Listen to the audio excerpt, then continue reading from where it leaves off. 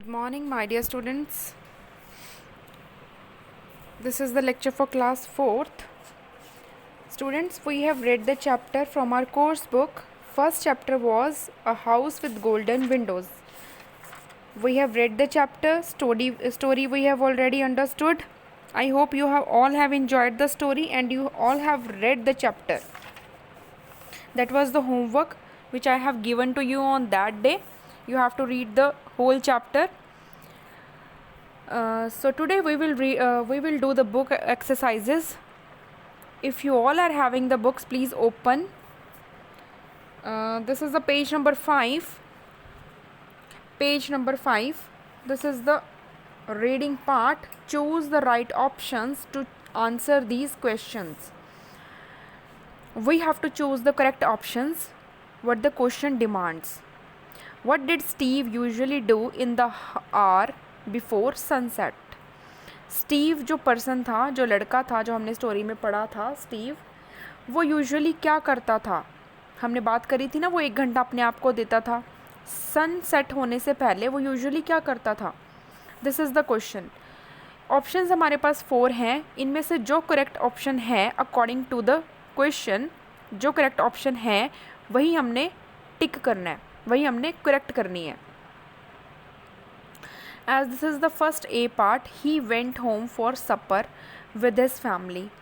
वो अपनी फैमिली के साथ सफ़र करने चला जाता था। सफ़र मीन्स खाना, है ना? नहीं, ऐसा तो नहीं था। वो 1 घंटा क्या करता था? He sat down on a rock and dozed off. नहीं, वो ऐसे था, कुछ नहीं था कि चट्टान के पास बैठ जाता था। He worked on the farm with his farmer. क्या वो अपने फादर के साथ फार्म में काम करता रहता था? वो 1 घंटा भी नहीं, वो तो पहले ही अपने फादर के साथ बहुत काम करता था, लेकिन 1 घंटा वो कुछ और करता था जब सन सेट होने वाला होता था। He looked at the house on a distant hill.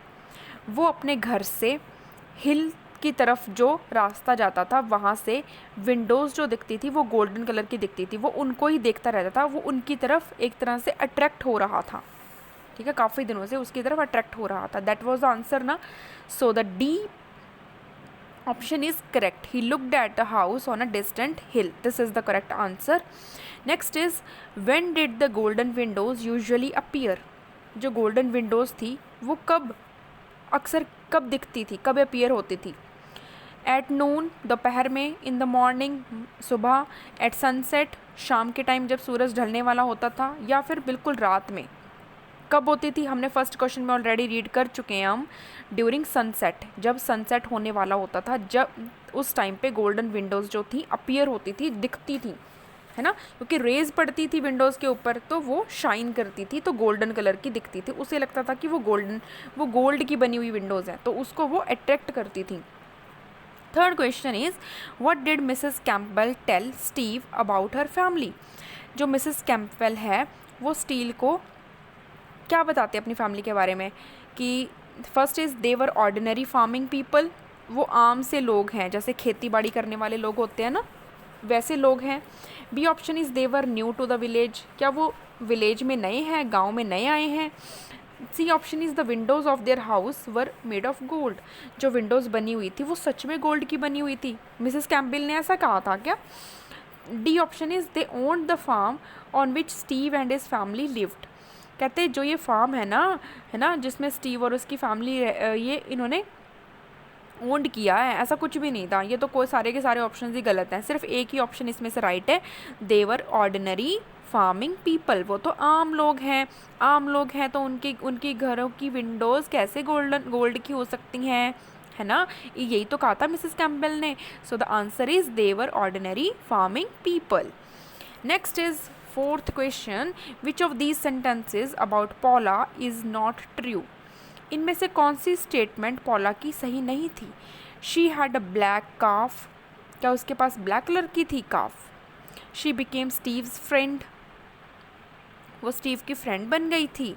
She was a same age as Steve. ठीक है, वो सेम एज की थी स्टीव की. She went to the same school as Steve. देखो, स्कूल के बारे में तो कहीं पे भी इस बुक में, इस चैप्टर में डिस्कस ही नहीं किया गया है कि वो दोनों सेम स्कूल मेट्स थे. स्कूल के बारे में कुछ भी नहीं कहा गया. तो इनमें से जो फर्स्ट 3 ऑप्शंस हैं वो बिल्कुल करेक्ट हैं। इन्होंने ये पूछा है कि which option is not true, जो सही नहीं है, जो सच नहीं है। तो इनमें से कौन सी ऑप्शन सही नहीं है? She went to the same school as Steve. क्या वो उसी स्कूल में पढ़ती थी जिसमें स्टीव पढ़ता था? नहीं, है ना। तो ऑप्शन डी जो है वो सही हो जाएगी अकॉर्डिंग टू द क्वेश्चन, क्योंकि इन्होंने हमसे नहीं पूछा है, जो स्टेटमेंट सही नहीं है। तो इनमें से ये वाली डी वाली स्टेटमेंट जो है वो सही नहीं है, बाकी तीनों मैच खाती है। For 5th question is which of the sentences about Steve is true. इनमें से कौन सी सेंटेंसेज स्टीव की सच हैं? First is he ate nothing at Paula's house. क्या उसने कुछ भी नहीं खाया था पॉला के घर पे जाके? Next is he realised that his house also had golden windows. उसने ये जाके रियलाइज़ किया कि वहाँ से उसके घर की हाउस की विंडोज़ भी गोल्डन दिखती हैं, क्योंकि पॉला ने उसको छत पे जाके यही तो दिखाया था कि देखो मैं भी अपने घर से तुम्हारे घर की विंडोज़ देखती हूँ ना, वो भी गोल्डन कलर की दिख रही हैं, देख लो। तो उसने यही चीज़ रियलाइज़ करवाई। C part is he had a black calf with a white star on its forehead. क्या उसके पास ब्लैक कलर की काफ थी जिसके माथे पे वाइट कलर का स्टार था? ठीक है।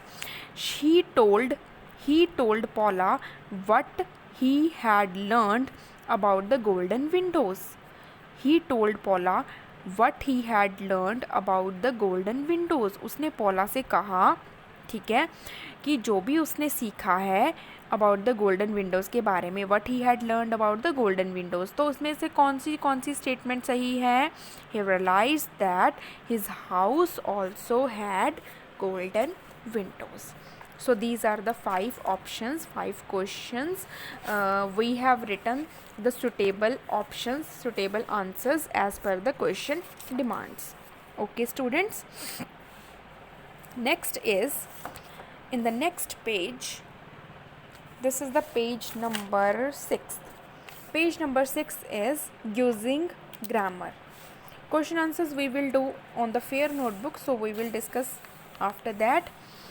Using grammar, this is the book exercises, so we are doing on the book. You all have to use the pencil.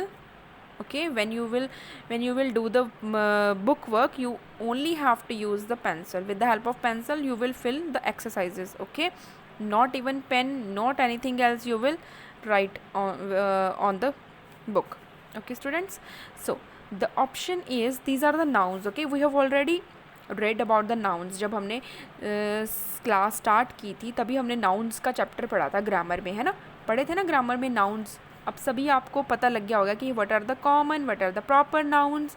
Nouns that are names of people, places, animals, things, these are the common nouns. And what are the proper nouns? Names of special people, places, days, months, animals or things are called proper nouns. Here are the examples of common nouns: boy, girl, women, village and window.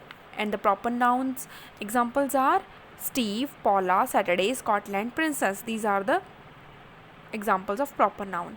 They have already written that the proper nouns usually begin with capital letters. हमेशा proper noun capital letters से start होता है. इसकी second पहचान ये है. First पहचान क्या है कि ये स्पेशल होते हैं. स्पेशल मतलब एक सिंगल होगा, मतलब पर्टिकुलर होगा, है ना. कॉमन तो कॉमन ही होता है, प्रॉपर प्रॉपर ही होता है. सो मीनिंग से ही क्लियर है. सो अब हम इनकी एक्सरसाइजेस करते हैं. Circle the common nouns and underline the proper noun. इन्होंने कहा कि जो इनमें से वर्ड्स इनमें से कॉमन है उनको आप सर्कल करोगे. कॉमन को सर्कल करना है लेकिन प्रॉपर को अंडरलाइन करना है. अब इजी है ना, तो दोनों सर्कल करेंगे तो कंफ्यूज हो जाओगे, दोनों अंडरलाइन करेंगे तब भी हम कंफ्यूज हो जाएंगे. तो कॉमन को हम सर्कल करते जाएंगे और प्रॉपर को हम अंडरलाइन करते जाएंगे. सो here is the first sentence. Katie, the kitten is sleeping in a hat. Katie is a particular name, so we will underline Katie. The kitten is a common noun. Simple, this is a common noun, so we will circle. Is sleeping in a hat. So in this sentence, first word is Katie. It's a proper noun. Okay, it's a proper noun, and kitten is a common noun. In the next sentence, the puppy wagged its tail. Puppy wagged its tail. Puppy is a common. Puppy is a proper noun, and tail means poonch. Okay, tail is a common noun. Next is Brinda. Brinda is a name, so it's a proper. Slim girl.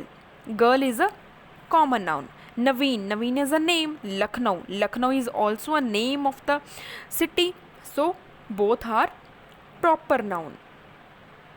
Mr. Sen lives in Siliguri. Mr. Sen and Siliguri both are the proper noun. ठीक है, दोनों के दोनों क्या है, proper noun है, name से ही clear हो रहा है. Mrs Yusuf has been our teacher for 2 years now. देखो यहाँ पे मिसेज यूसुफ नेम से मेंशन हो रहा है कि this is a proper noun, and here is a teacher. Teacher यहाँ पे मेंशन थोड़ी है कि कौन सी टीचर, उसका नेम थोड़ी लिया गया है. तो क्या टीचर क्या है, this is a common noun. New model high school, name already mentioned है, प्रॉपर नाउन है, this is proper noun. And here is school, we will circle it, and city, we will circle it. These are the common nouns. This is a very simple exercise. We have already understood this exercise. So in this next page, page number 7, students, before start the next exercise, I just want to tell you about the rules, singular or plural. Singular क्या होते हैं और plural क्या होते हैं. बेटा singular होते हैं, you have learn that nouns can be singular और plural. Singular nouns can be change to plural nouns in these ways. ठीक है, जैसे कि रूल्स क्या होते हैं, add S to the singular form. अगर सिंगुलर में हमारे पास सिंगल है बॉय, तो हम उसका प्लूरल बना देंगे, क्या बना देंगे, बॉयज़. Tax, taxes. देखो रूल होते हैं, या तो हम ई एस लगाएंगे नाउन के साथ एंडिंग में, ठीक है, एक्स लगाएंगे, ठीक है, सी एच ई एस लगाएंगे, या फिर सिर्फ ओनली एस लगाएंगे, या फिर एस एच ई एस लगाएंगे. So these are the basically rules. Here are the some examples. Singular में हमें दिया गया है बॉयज़ से बॉयज़ बना दिया, प्लूरल में पीछे एस लगा दिया. टेक्स से टेक्सेस, ई एस लगा दिया. बैच से बैचेस, ई एस लगा दिया. गैस से गैसेस, ई एस लगा दिया. ब्रश से ब्रशेज़, ई एस लगा दिया. In the next page there are the some other rules about singular and plural. Here is fairy. Fairy जहाँ पे वाई है वहाँ पे कट करके आई ई एस लगाया. In nouns ending in Y but preceded by a consonant, क्योंकि यहाँ पे कंसोनेंट आ गया है ना. Change Y into I and add E S. Consonant आ गया ना, तो कंसोनेंट की जगह पे हमने वाई को कट करके आई एस लगाया. जैसे कि फेरी से फेरीज़, वाई आगे भी डे में वाई आ गया है ना, by but preceded by a vowel है ना. So we will write S only. Next is in nouns ending in O but preceded by a consonant add E S. Tomato, tomato. ठीक है, nouns का जहाँ पे ओ पे एंड हो रहा है, ये आगे प्रोसीड कर रहे हैं कंसोनेंट को, so this is E S. In some nouns that end in F और F E change it to V E S. Here is the example of calf. Calf F cut करके calves, V E S आ जाएगा. Knife, knives. Okay, ये हम सब ने की हुई exercises. Okay, this is the grammar part. So here is the examples. Here are the exercises which we will do with the help of the exercise. Write the plural forms of these nouns. Watch, watch से क्या बनेगा, watches. Garden से gardens. Stone से stones, e आगे लगा हुआ already, s. Match से matches, es. Half से f कट करके ves, halves. Mosquitoes, mosquitoes में es लगेगा पीछे, wife. एफ ई को कट करके V E S, W I V E S, wives, पत्नियाँ. बस से बसेज, ई एस. फॉक्स से फॉक्सेज. बेंच से बेंचेज, ई एस. मंकी से मंकीज़. ड्यूटी से ड्यूटीज़, वाई को कट करके क्या लगाएंगे, I E S. Bench benches, monkey monkeys, duty duties. Story stories, Y को कट करके I E S. Dish dishes, way ways. So these are all plural noun.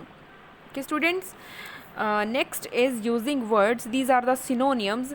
बच्चे synonyms का मतलब होता है जो similar meanings होते हैं. अब एक वर्ड है, एक वर्ड के बहुत सारे सिमिलर मीनिंग्स होते हैं, है ना, बहुत सारे सिमिलर मीनिंग्स होते हैं. देखो दीज आर द एग्जाम्पल्स. इन्होंने ऑलरेडी हमारे पास एक डेफिनेशन दी गई है सिनोनियम्स की. They said synonyms are words that have the same और nearly the same meaning as another word. एक वर्ड का सेम ऐसा ही दूसरा मीनिंग, ठीक है। जैसे काइंड, काइंड को थॉटफुल भी बोलते हैं, जेंटल भी बोलते हैं, केयरिंग भी बोलते हैं। So these all are the synonyms, इनके सिमिलर मीनिंग है। एक मीनिंग, एक वर्ड के काफ़ी सारे मीनिंग्स होना, उसको हम क्या बोलते हैं, सिनोनियम्स बोलते हैं, ठीक है। एंटोनियम्स भी होते हैं, लेकिन वो अभी आपको मैं बाद में बताऊंगी। एंटोनियम्स होते हैं जो बिल्कुल ऑपोजिट होते हैं, ठीक है, बिल्कुल ऑपोजिट होते हैं, वो होते हैं antonyms. These are the synonyms, means similar meaning. From each group, underline these three words that are similar in meaning. हमने वो वर्ड अंडरलाइन करने हैं जिनका मीनिंग सेम है। अब ध्यान से सुनना, यहाँ पे जो वर्ड्स हैं वो आपने पहली बार सुने होंगे, लेकिन मैं आपको उनकी मीनिंग्स बताऊंगी, तभी आपको पता लगेगा ना कि इन वर्ड्स में कौन कौन से मीनिंग सेम है। तो फर्स्ट इट्स अफ्रेड। अफ्रेड मतलब होता है डरना। स्केयर्ड का मतलब भी होता है डरना। ड्राउजी, नहीं, ड्राउजी का मतलब डरना नहीं होता। ड्राउजी का मतलब होता है लेजी, मीन्स सुस्त, सुस्त। तो यहाँ पे दो सिमिलर मीनिंग कौन कौन से हो गए, अफ्रेड और स्केयर्ड, दोनों का मतलब वही होता है ना, डरना। फ्राइटन्ड, फ्राइटन्ड भी हम यूजुअली पढ़ाया हुआ है हमने बुक्स में, स्टोरीज में। फ्राइटन्ड, फ्राइटन्ड मीन्स डर जाना, तो ये भी डरना ही हो गया। अनॉयड, अनॉयड नहीं, अनाउड बिल्कुल, अनॉयड बिल्कुल भी मैच नहीं कर रहा है। इसका मतलब तो होता है नाराज़ हो जाना। तो नाराज़ कहाँ से आ गया, जब हम डरने की बात कर रहे हैं तो नाराज़गी कहाँ से आ गई। So here are only 3 same words, okay, these are the 3 synonyms in the first part. afraid, first को हम अंडरलाइन करेंगे, अफ्रेड को, देन स्केयर्ड को, देन फ्राइटन्ड को, क्योंकि इन तीनों का मीनिंग ही सेम है। बाकी ड्राउजी और अनाउड तो अलग अलग है, इनके अलग अलग मीनिंग है। एक का मतलब लेजी, एक का मतलब नाराज़, ये तो मीनिंग ही अलग हो गए। In the next part, reside, repeat, live, return और ड्वेल। देखो बच्चे, रिसाइड का मतलब होता है जहाँ पे हम रहते हैं, रिसाइड मतलब रहना। रिपीट मतलब बार बार नहीं, रिसाइड और रिपीट में कितना अंतर हो गया, there is a big difference between reside and repeat.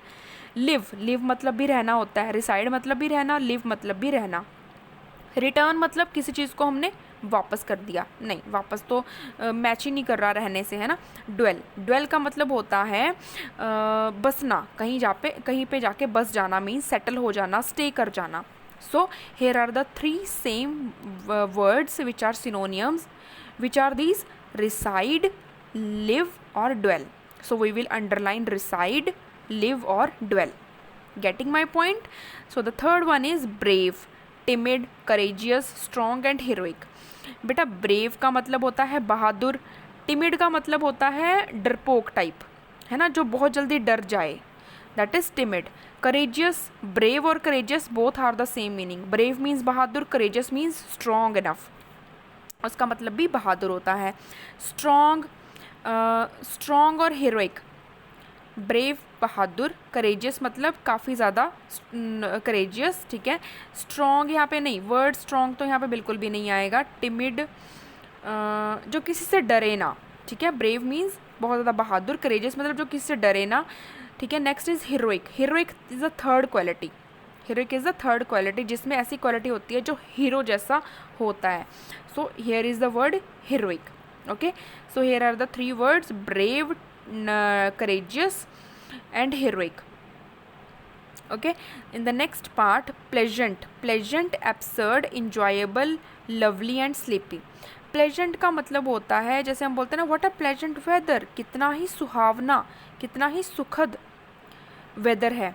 So pleasant का मतलब ये हो गया। एब्सर्ड का मतलब होता है, जब हम बोलते हैं ना, एब्सर्ड मीन्स बहुत ही ज़्यादा बेतुका, जिसका कोई मीनिंग ही ना हो, बेतुका सा, दैट इज़ एब्सर्ड। इंजॉयबल, अगर प्लेजेंट है, सुहाना है, तो हम उसको इन्जॉय तो करेंगे ही ना, इंजॉयबल। लवली भी सेम होता है। स्लीपी का मतलब होता है जिसको नींद सी आ रही हो, मतलब सोने लाइक। सो इनमें से 3 वर्ड्स ऐसे कौन से जो सेम है, प्लेजेंट, इंजॉयबल और लवली। नेक्स्ट इज क्लोज्ड मतलब बंद होना। एफर्ट, शट, ग्रैब, लॉक्ड और अनफास्टन। बेटा क्लोज्ड का मतलब होता है बंद होना। एफर्ट का मतलब होता है जब हम अपने एफर्ट्स डालते हैं, जब हम अपने एफर्ट्स का मतलब होता है जब हम अपने एफर्ट्स मीन्स, एफर्ट्स को हिंदी में क्या बोलेंगे यार, एफर्ट का मतलब होता है जब हम कोई चीज़ को करने की इच्छा रखते हैं, ठीक है, किस चीज़ को करते हैं हम, अपनी अपनी अपने अंदर जो कैपेबिलिटीज़ होती हैं ना, हम वो करते हैं। दीज आर द एफर्ट्स, ठीक है, दीज आर द एफर्ट्स। कोशिश करना, एफर्ट मीन्स कोशिश करना। शट, शट मीन्स होता है बंद होना। Closed is also same, shut is also same. Grab, grab means लपकना, ग्रैब मीन्स लपकना, किसी चीज़ को लपकना। लॉक्ड, लॉक्ड मीन्स भी बंद हो जाना। अनफास्टन मीन्स जो बिल्कुल भी स्लो सा हो।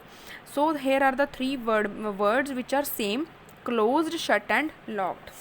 Okay, so in the next page, page number 8,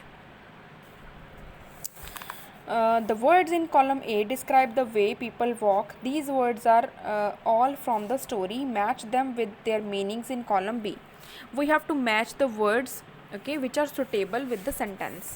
जो words इनके साथ मैच करते हैं, हमने उसी सेंटेंस को उसके साथ मैच करना है। स्ट्रॉल्ड, स्ट्रॉल्ड का मतलब समझ लो। स्ट्रॉल्ड का मतलब होता है टहलना, टहलना।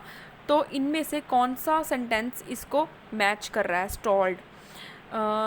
D part, walked in a slow relaxed manner specially for pleasure. जब हम अपनी खुशी के लिए, अपने प्लेजर के लिए स्लोली स्लोली वॉक करते हैं, दैट इज़ टहलना। Next is horrid. हरिड का मतलब होता है जल्दी जल्दी में, तो जल्दी जल्दी में तो मूव्ड क्विकली आएगा, सी पार्ट, है ना।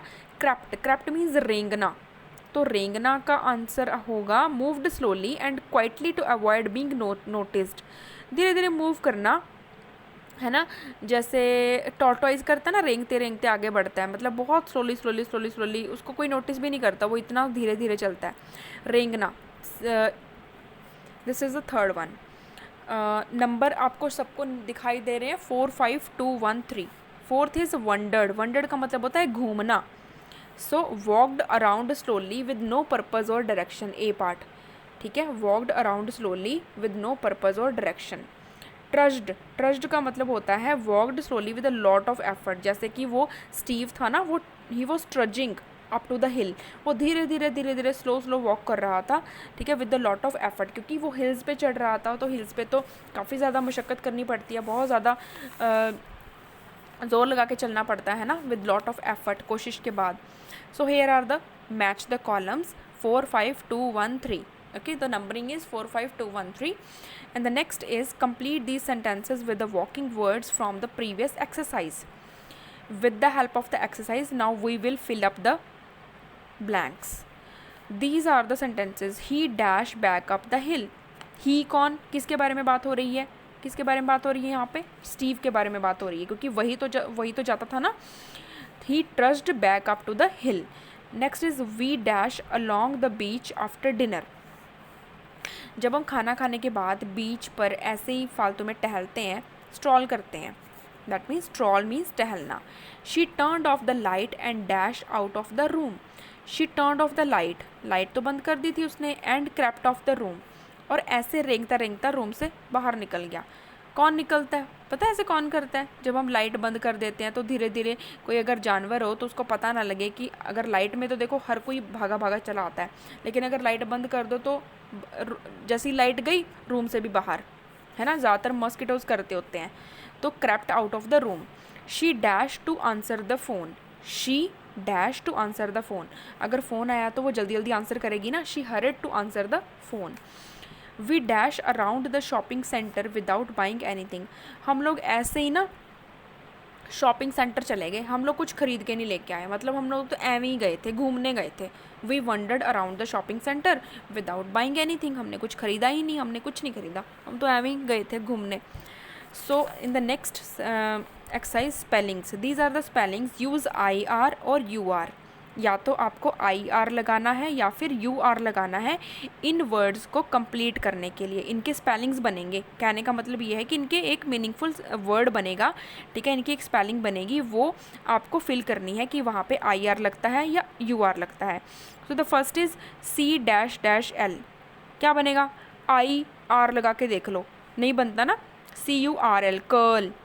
कर्ल पता ना कैसे होते हैं, ऐसे मुड़े मुड़े मुड़े मुड़े, उसको बोलते हैं कर्ल। देखो पिक्चर में दिख रहे हैं आपको कर्ल, है ना, सेकंड पिक्चर में आपको कर्ल दिख रहे हैं। Next is bird. बर्ड भी आपको बैठा हुआ दिख रहा है, I R D, meaningful words बन रहे हैं ना ये। Third is hurt. हर्ट मतलब HURT, हर्ट मतलब किसी को हर्ट करना, दुखी करना. Next is burn, BURN, burn means जलना. Next is turf, TURF, turf. Next is first, FIRST, first. This is turf, as you can see in this picture. So with the help of that, we have done the exercises. In the next class, we will write down the difficult words and then the word meanings and then the question answers. So students, I am telling you again and again, please, if you are doing the book exercises, you are doing the book work, please do the exercises with pencil, with a neat and clean handwriting.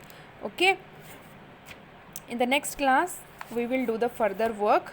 Okay, God bless you and take care.